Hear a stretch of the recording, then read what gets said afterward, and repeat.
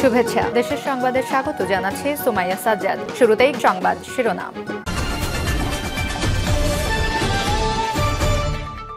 একটা কমিটি নিয়ে সংবিধান সংস্কার নয়, সংসদে প্রতিনিধি থাকবে মন্তব্য করেছেন মির্জা ফখরুল ইসলাম আলমগীর। এরপর জানিয়ে দেব, অন্তর্বর্তী সরকারকে আরো 2-1 বছর দেখতে চান নুরুল হক নূর। আরো জানিয়ে দেব, চোখের সেবা সম্প্রসারণে অরবিসের সঙ্গে কাজ করতে বাংলাদেশ আগ্রহী বলছেন ডক্টর ইউনূস। এদিকে গুমের সাথে জড়িতরা রাজনীতিতে ফিরতে পারবে না বলছেন প্রেস সচিব। এবং সর্বশেষ জানিয়ে দেব, আওয়ামী লীগ বিষধর সাপের দল নিষিদ্ধের আগে তাদের বিচার করতে হবে। শুনুন এখন বিস্তারিত। তবে তার আগে ভিডিওটিতে একটি লাইক, কমেন্ট, শেয়ার করে সবাইকে দেখার সুযোগ করে দিতে বিশেষ অনুরোধ রইল। একটা কমিটি নিয়ে সংবিধান সংস্কার নয়, সংসদে বিধিনিধি লাগবে বলছেন মির্জা ফখরুল ইসলাম আলমগীর। বিএনপির মহাসচিব মির্জা ফখরুল ইসলাম আলমগীর বলেছেন, ছাত্ররা রাষ্ট্র সংস্কারের কথা বলছে, তারা বলছে সংবিধানও সংস্কার করতে হবে। সংবিধান পরিবর্তন কিভাবে করবেন?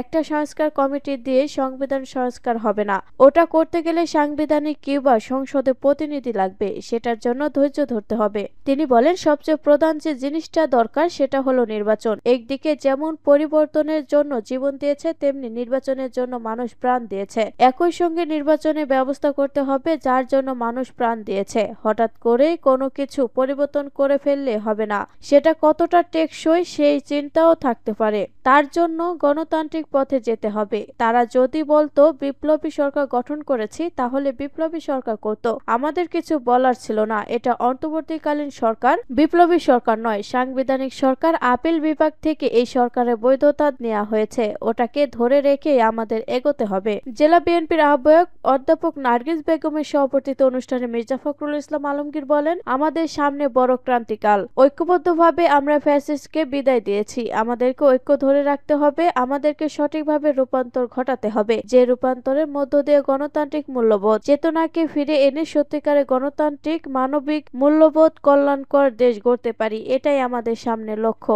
সবাই বিগত 1.5 দশকে বিএনপির আন্দোলন, সংগ্রাম, হামলা মামলার কথা তুলে ধরেন বিএনপির মহাসচিব। তিনি বলেন, ফ্যাসিস্টবাদ বিরোধী আন্দোলনের গোলটা দিয়েছে ছাত্র জনতার অভ্যুত্থান। এটা অস্বীকার করা যাবে না, এজন্য তাদেরকে সাধুবাদ জানাচ্ছি। চট্টগ্রামে তরুণের গণসমাবেশ, অন্তর্বর্তী সরকারকে আরো 2-1 বছর দেখতে চান নুরুল হক নূর। ডক্টর ইউনূসের নেতৃত্বাধীন অন্তর্বর্তী সরকারকে আরো 2-1 বছর দেখতে চান গণ অধিকার পরিষদের সভাপতি নুরুল হক নূর। তবে সরকারের উদ্দেশ্যে তিনি বলেছেন, আপনারা ভালো কাজ করবেন, আমাদের সমর্থন পাবেন। গণবিরোধী কর্মকাণ্ড করলে 1 সেকেন্ডও সময় নেব না আপনাদের বিরুদ্ধে দাঁড়াতে। শুক্রবার চট্টগ্রাম নগরের লালদিঘি মাঠে আয়োজিত গণসমাবেশে প্রধান অতিথি বক্তব্যে একথা বলেন গণ অধিকার পরিষদের সভাপতি নুরুল হক। তরুণের গণসমাবেশ শিরোনামে এই সমাবেশের আয়োজন করে গণ অধিকার পরিষদ জিউপি। এতে গণ অধিকার, যুব অধিকার, ছাত্র অধিকার ও শ্রমিক অধিকার পরিষদের নেতাকর্মীরা উপস্থিত ছিলেন। সংস্কার ছাড়া কোনো নির্বাচন হবে না উল্লেখ করে নুরুল হক নূর বলেন, শুধু একটি নির্বাচনের জন্য কিংবা কাউকে ক্ষমতায় বসানোর জন্য ছাত্র জনতা জীবন দেয়নি। কাজেই নির্বাচন নিয়ে, ক্ষমতায় যাওয়া নিয়ে রাজনৈতিক দলগুলোকে অস্থির না হওয়ার জন্য অনুরোধ জানাচ্ছি। কোন রাজনৈতিক দলের নেতৃত্বে বা চাপে ছাত্র জনতা এই গণ অভ্যুত্থানে অংশ নেয়নি। রাজনৈতিক দলের নেতাদের আমরা 53 বছর দেখেছি। আমরা আরো 2-1 বছর ডক্টর ইউনূসের নেতৃত্বাধীন অন্তর্বর্তী সরকারকে দেখতে চাই। আওয়ামী লীগের বিরুদ্ধে গণ প্রতিরোধ গড়ে তুলতে হবে জানিয়ে নুরুল হক নূর বলেন, আমরা আওয়ামী লীগের নিষিদ্ধের দাবিতে প্রয়োজনে ঢাকার মহাসমাবেশ করব, আপনারা প্রস্তুতি নিন। আওয়ামী লীগের প্রশ্নে বিন্দুমাত্র ছাড় দেয়া হবে না জানিয়ে নুরুল হক নূর বলেন, আমরা শান্তি এবং সম্প্রীতির নতুন রাজনৈতিক পরিবেশ গড়তে চাই। তাই বলে আমার ভাইয়ের রক্তে যাদের হাত লাল হয়েছে তাদের সঙ্গে হ্যান্ডশেক, হাত মেলানো করব না।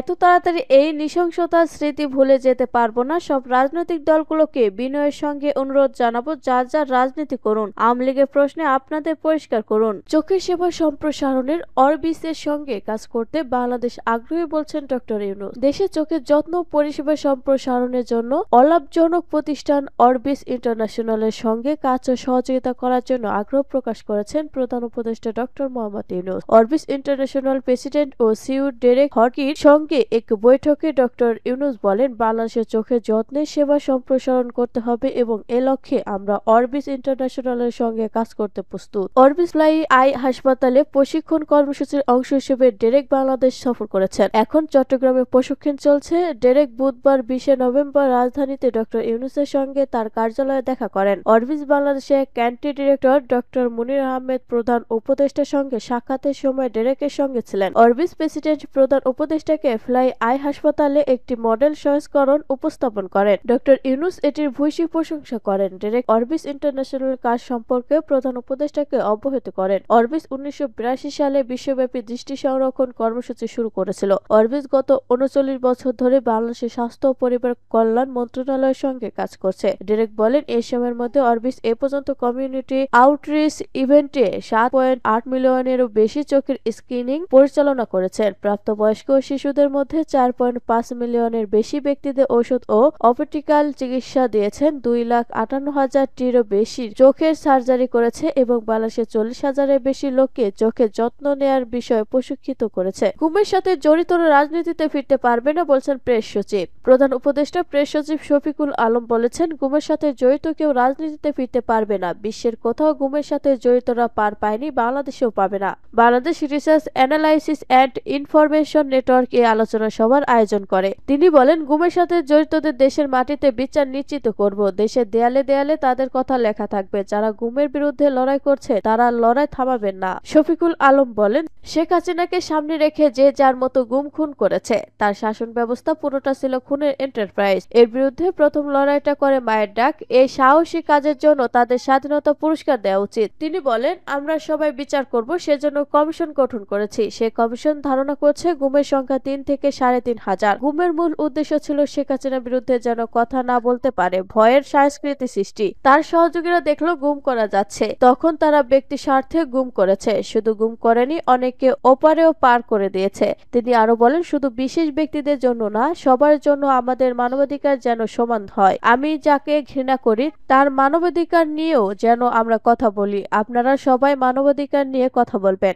অনুষ্ঠানের শুরুতে গুম হওয়া ব্যক্তিদের স্মরণে 1 মিনিট নীরবতা পালন করা হয়। এই সময় আসলো বিশ্ববিদ্যালয় গবেষক ডক্টর মোস্তাফার হাসান গুমের রাষ্ট্র স্বীকৃতি দাবি করেন। আওয়ামী লীগ বিষধর সাপের দল নিষেধের আগে তাদের বিচার করতে হবে। আওয়ামী লীগকে বিষধর সাপের দল উল্লেখ করে বিএনপির vice chairman advocate Joynal Abedin বলেছেন, ফ্যাসিস্ট রাজনৈতিক দলকে নিষিদ্ধ করলে কিন্তু বিষধর সাপেরা চলে যায় না। শুক্রবার দুপুরে আশুলিয়া শ্রীপুর এলাকায় আশুলিয়া থানার বিএনপি নেতাকর্মীদের সাথে মতবিনিময় শেষে তিনি একথা বলেন। তিনি বলেন, ফ্যাসিস্ট সরকার দেশ ছেড়ে চলে গেলেও তাদের এজেন্টরা এদেশে রয়ে গেছে। তারা মাঝে মধ্যে মাথাচাড়া দিয়ে দেশকে অস্থিতিশীল করার পায়তারা করছে। শুধুমাত্র রাজনৈতিক দল হিসেবে নিষিদ্ধ করলেই হবে না, আগে তাদেরকে বিচারের আওতায় আনতে হবে। ফ্যাসিস্ট সরকার বিদায়ে 15 দিন আগে জামায়াতে ইসলামীকে নিষিদ্ধ ঘোষণা করেছিল, কিন্তু সেটি রাখতে পারেননি। তিনি আরো বলেন, আপনারা জানেন সাপকে যতই মারেন, সুযোগ পেলে সে কিন্তু মানুষকে ধর্ষণ করে। আওয়ামী লীগ হচ্ছে তেমন একটি দল, যে দলকে শুধু নিষিদ্ধ করলেই হবে না, এই দলের শেষ